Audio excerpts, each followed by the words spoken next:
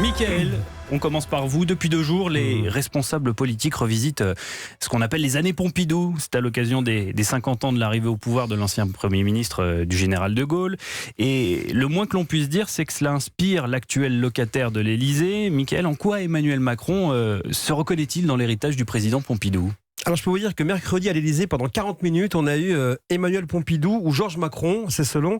Le colloque organisé par l'Institut Pompidou a été inauguré dans la salle des fêtes de l'Élysée et pour des raisons d'agenda. Le président a tenu à être le premier à parler de cet ancien président aux affinités à la fois intellectuelles et terriennes et qui a incarné pour Emmanuel Macron, je cite, cet art d'être français, une formule d'ailleurs utilisée dans sa dernière conférence de presse le 25 avril. Et ces correspondances ont en fait constitué toute la trame du discours présidentiel.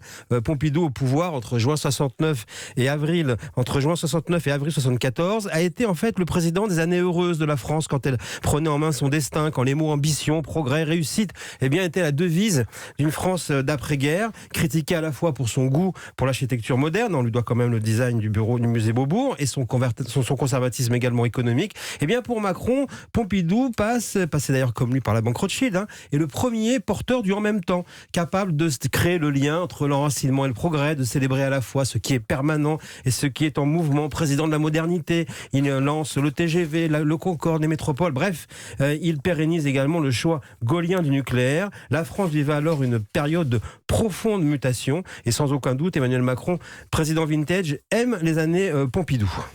C'est aussi un message supplémentaire à cette droite sociale et gaulliste qu'Emmanuel Macron veut séduire.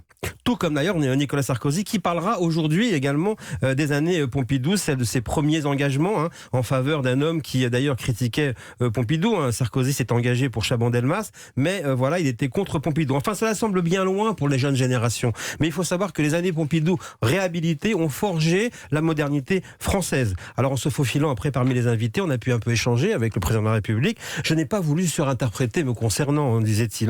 Mais enfin, à la tribune, il a quand même dit « Nous saurons le faire vivre » parce que c'est une conviction. Amoureux des années 70, celle de la déesse et des tontons flingueurs, Emmanuel Macron a signé la préface d'un livre sur Georges Pompidou.